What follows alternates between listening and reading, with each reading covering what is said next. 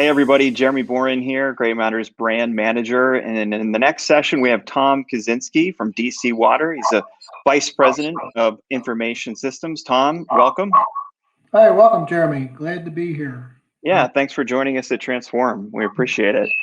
Tom, just to start us off, could you give us a little bit of your background?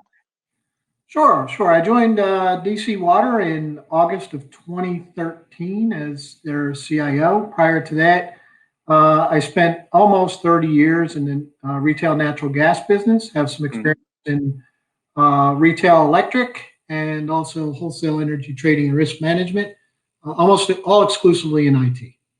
Gotcha. Okay. Well, Tom, what are some of your top concerns related to cybersecurity in water, wastewater? Let's start there today.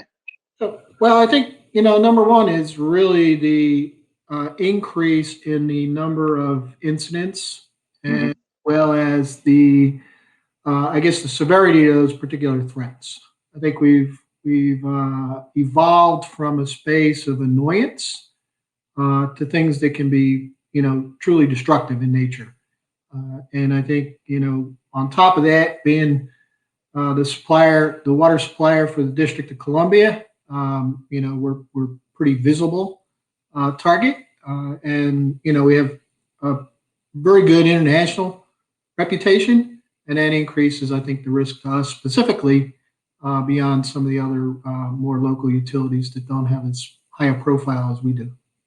Yeah, absolutely. And I think I know some of the things you're referring to. A lot of folks we've been talking to have been, kind of focused on the incident in Oldsmar, Florida. How has that kind of changed the conversation, if it has, for your team? What happened there?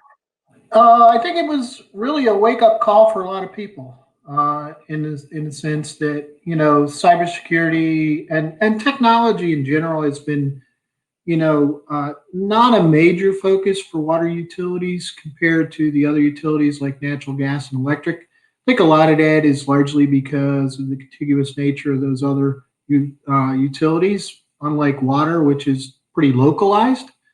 I think on top of that, a lot of the water systems are managed by the city government or the regional government platforms, so they rely on services from a entity that supplies IT to a whole host of environments, not all of which are industrial in nature.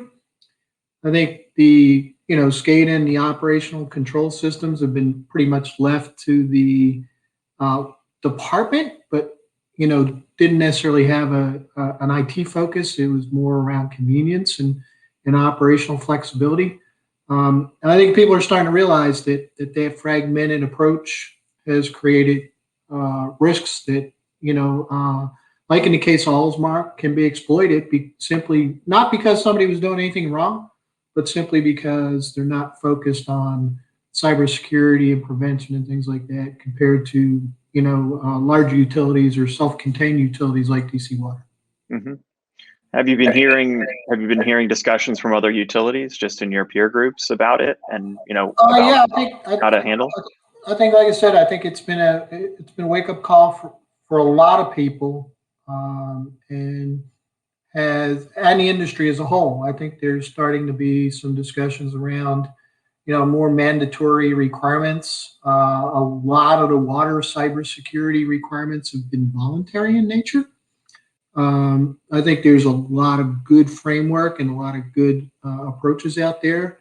The NIST cybersecurity framework is one of them. is fairly comprehensive, but it can also be overwhelming to people who don't typically do cybersecurity as a job. So then consequently they get confused on what to implement, how to implement it, where the best value is in the short term versus long term. But I think there's going to be a drive towards more mandatory requirements, I think, industry wide.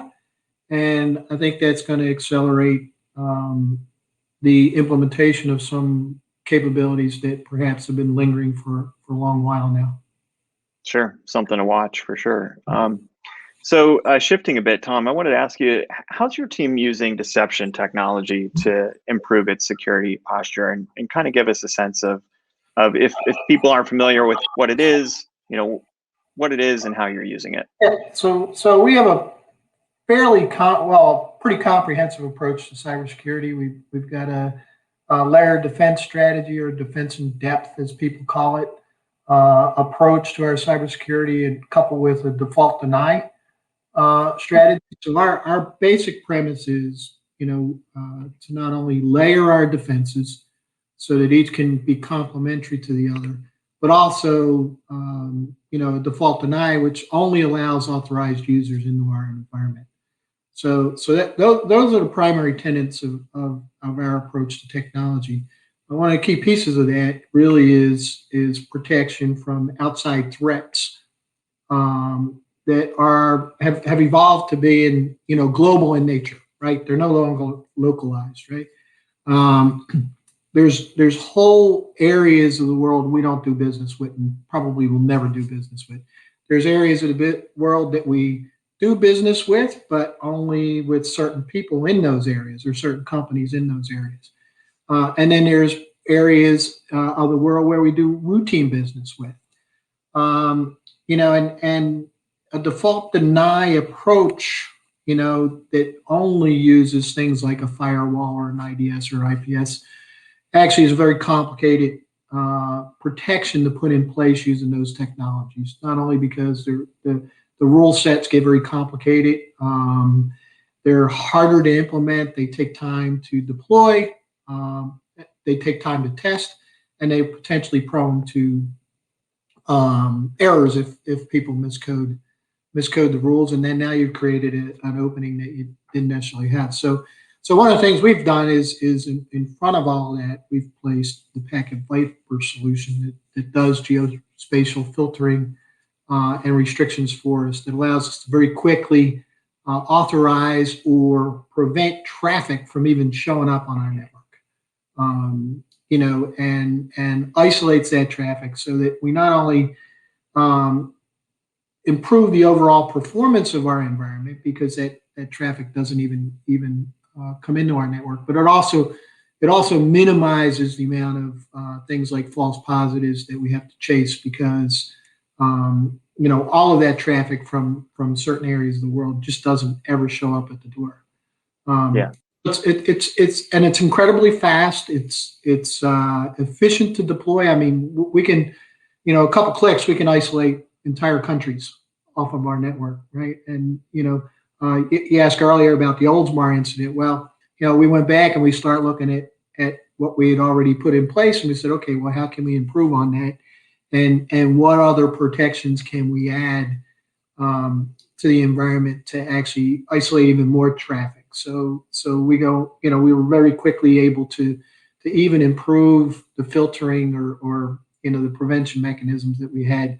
We couldn't have done that in the traditional firewall or IDS space as quickly as we were able to do it. I mean, this is stuff we can deploy in minutes, not days or weeks, which means that your protections are almost immediate, right? Yeah, and you're seeing the benefit right away. Yep. Mm-hmm. Yeah. So if somebody's interested in Deception Guard and geofencing, what advice might you have for them just on getting started? Some things to consider. Yeah, well, I think first and foremost, with any type of cybersecurity technology, right? First thing you have to understand is what it is you're trying to protect, right? And then you're trying to protect it from. I mean, those are the two knowns, right? And there's easy things to protect using traditional technologies, but there's other things that are more challenging to not only detect but prevent using traditional technologies. So I think, like I said, the first thing is know what you want to protect and know who you want to protect it from, and then that'll point you to specific technologies that you can deploy that will actually provide the highest degree of protection, at the least possible cost, as quickly as possible. Like I said, we deployed the geofencing technology because we were serious. We had experienced a denial of service attack, right? And it was our isolation of that, and our and our ability to stop that was prolonged because we hadn't had some of the packet Viper geofencing capabilities in place. So it just took us longer to recover from that. It wasn't destructive. It was disruptive, but it was disruptive to our customers because it was attacking our primary website.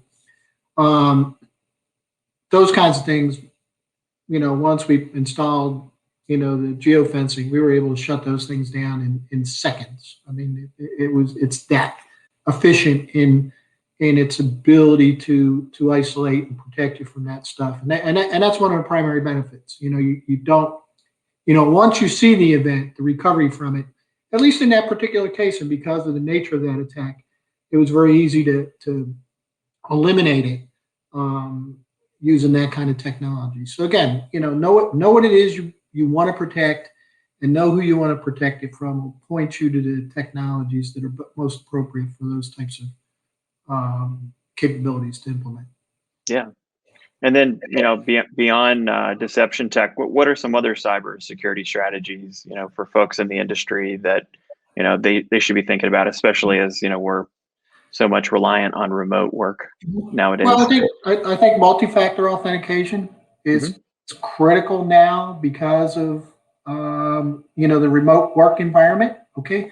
More of a roles-based security model that is not only roles, but location, but also time-based protection, right? So, certain people shouldn't be accessing the system from certain locations at certain times of the day or certain days of the week, right? If that's in fact happening, then your ability to prevent that will actually likely prevent, a significant threat. So, if you're not expecting me, right, to log on Sunday morning at 2 a.m. and try and access the financial system, well, then I shouldn't be capable of doing that, right? So tightening up your controls and your security model to be more roles based and more time and location based on the combination of those three, not just one or the other, is extremely important. But multi-factor authentication certainly adds a level of protection, especially when you're accessing the network from devices that aren't your typical in-building device. I think those are certainly technologies that people should be looking at. I mean, traditional firewalls and all certainly have their place if they're deployed correctly and managed properly. I think just some of the routine stuff, patching, release management. I mean, all the things people forget about, right?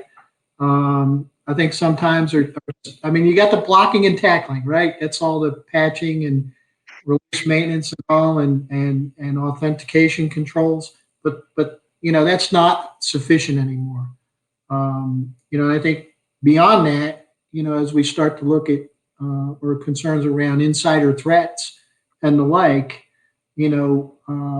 what's the profile of a typical day for an individual, and how might that profile change, and is that an indication of a potential threat that's evolving? Because again, if your credentials are stolen and somebody logs onto your network with authorized credentials, then theoretically they're an authorized user. But if that authorized user's behavior changes relative to their normal behavior, then being able to identify that and quickly isolate that user, or at least investigate that further, will help you eliminate threats as well. Right. But you first need the capability to identify that and then be notified of it and do something about it. So, exactly. Well, Tom, thanks for joining us at Transform Virtual. Really appreciate you being here today. Okay. I'm happy to be here, Jeremy, and thanks for having me. Thank you.